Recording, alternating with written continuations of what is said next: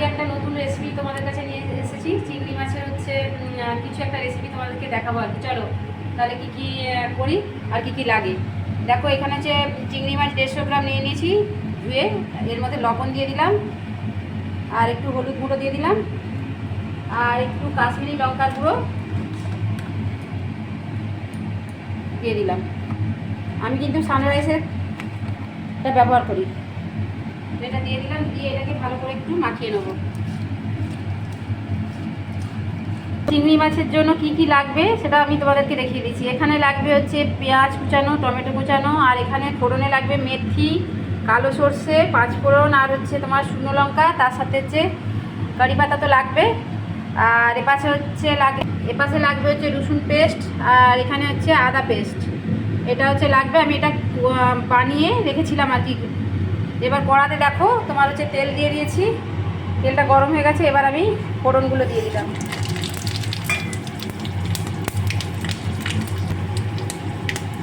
ফোড়নটা হয়ে গেছে, এবার আমি পেঁয়াজ কুচানোগুলো দিয়ে দেবো।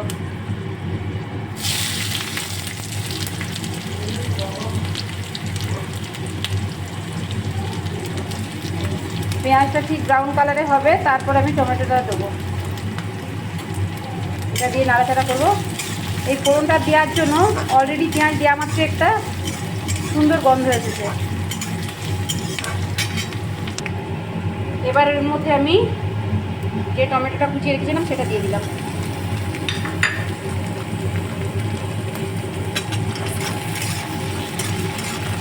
এটা যতক্ষণ না নরম হচ্ছে ততক্ষণ অবধি এরকমভাবে নাড়তে হবে। এবার এটা নরম হওয়ার জন্য আমি অল্প করে একটু লবণ দিয়ে দেবো।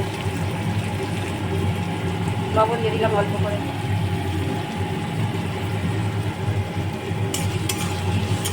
এবার এপাশে এটা নাড়াচাড়া হতে হতে দেখো আমি এপাশটা একটু একটা জায়গা বসিয়ে নিয়েছি, ছোট্ট একটা। এর মধ্যে আমি হালকা করে চিংড়ি মাছগুলো ভেজে নেবো।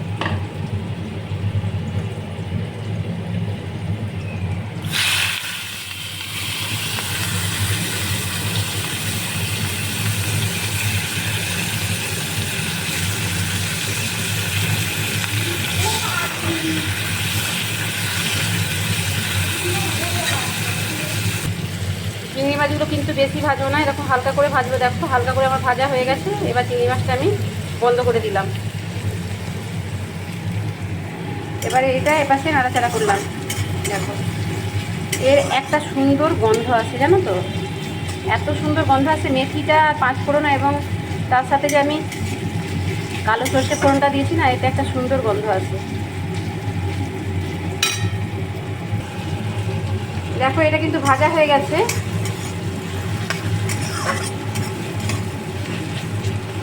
এবার এর মধ্যে আমি দিয়ে দেবো 1 চামচের মতো আদা আর রসুন বাটা।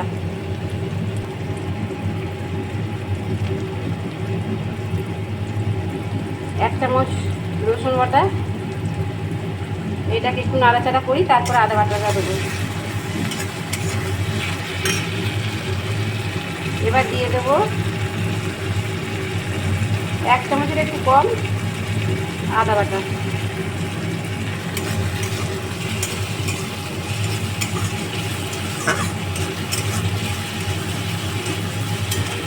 এবার এর মধ্যে আমি একটু হচ্ছে কাশ্মীরি লঙ্কার গুঁড়ো দেবো। যে ঝাল খাবে সে ঝাল দেবে। এবার আমি একটু অল্প করে ঝাল লঙ্কার গুঁড়ো দেবো, হলুদ গুঁড়ো দেবো, আর কাশ্মীরি লঙ্কার গুঁড়ো দেবো কালার আসার জন্য।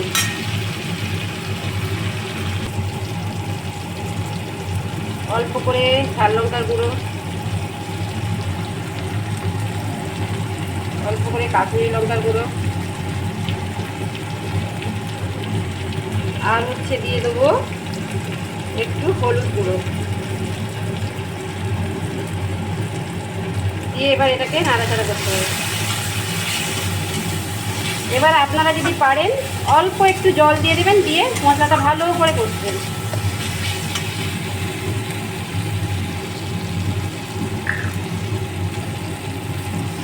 অল্প করে একটু জল দিয়ে দিলাম যাতে মশলাটা ভালো করে মিশে যায়, দিয়ে সুন্দর একটা মশলা রেডি হয়ে যায়। দেখো সত্যি বলছি এর গন্ধটা অপূর্ব আসছে। এবারে এর মধ্যে দিয়ে দেবো অল্প করে ফেটিয়ে নেওয়া টক দই, ঠিক 2 চামচের মতো দিয়েছি আর কি, 2 চামচ আর হাফ চামচের মতো দিয়েছি। এবার এটাকে ভালো করে নাড়াচাড়া করতে হবে। গ্যাসটাকে জোরে তুলে এইভাবে নাড়াচাড়া করতে হবে, কমিয়ে করলে হবে না কিন্তু, বেশ সুন্দর জোরে তুলে দিতে হবে দিয়ে এখন তারপরে আপনি আস্তে করে গ্যাসটাকে কমিয়ে দিতে পারেন, কিন্তু প্রথমেই এইরকম করে নাড়াচাড়া করতে হবে। দেখো সুন্দরভাবে মিশে গেছে, দেখো কালারটা এত সুন্দর এসেছে এবং তেলটা দেখো কি সুন্দর ছেড়ে ছেড়ে গেছে। এবার আমার এই যে দেখো চিংড়ি মাছটা ভেজে রেখেছিলাম সেটা দিয়ে দিলাম। এইটা আমি কিন্তু বেশি, চিংড়ি মাছটা যত বেশি ভাজবেন না তত শক্ত হয়ে যাবে, তো চিংড়ি মাছটা যদি আমরা অল্প একটু মানে ভেজে নিই তাহলে কিন্তু শক্ত হবে না, সফট থাকবে আর কি, নরম থাকবে আর কি। এবার এর মধ্যে আমি কি দেবো, এর মধ্যে দেবো এই যে কারি পাতাটা রেখেছিলাম না, এই কারি পাতা দুটো দিয়ে দেবো।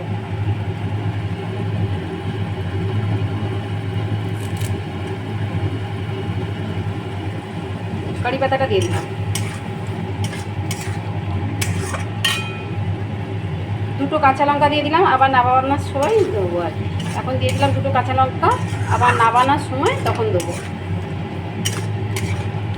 এইটা হতে হতে আমার আর একটা মশলা আছে যেটা হচ্ছে মাস্ট, এটা দিলে তার টেস্টটা আরও দ্বিগুণ বাড়িয়ে দেবে, সেটা হচ্ছে মৌরি।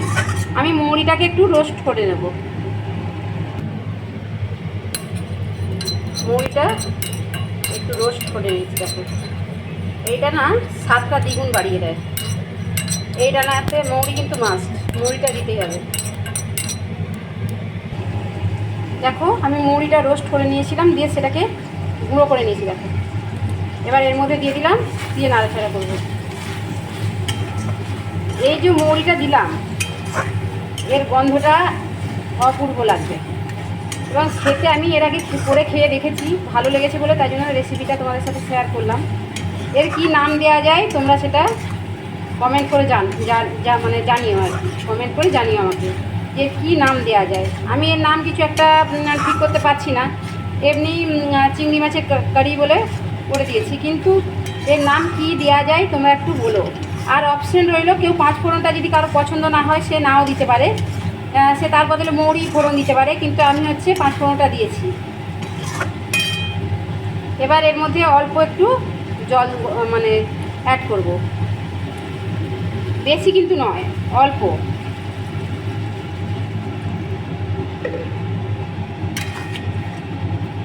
এইটা আমি অ্যাড করলাম।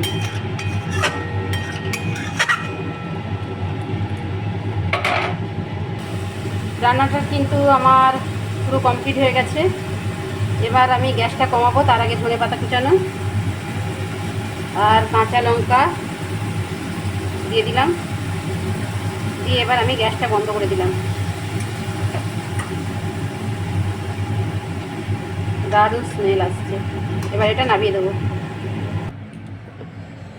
দেখো রান্নাটা আমার পুরো কমপ্লিট হয়ে গেছে, কত সুন্দর হয়েছে রান্নাটা দেখো, আর খেতে কিন্তু সত্যিই অপূর্ব লাগে, এর সাথে গরম গরম ভাত দারুণ লাগবে। আপনারা একবার করে খেয়ে দেখুন, খেয়ে আমাকে কমেন্ট করে জানাবেন কেমন হয়েছে। যদি ভালো লাগে লাইক করবেন, শেয়ার করবেন, কমেন্ট করবেন আর ফলো করবেন। বাই।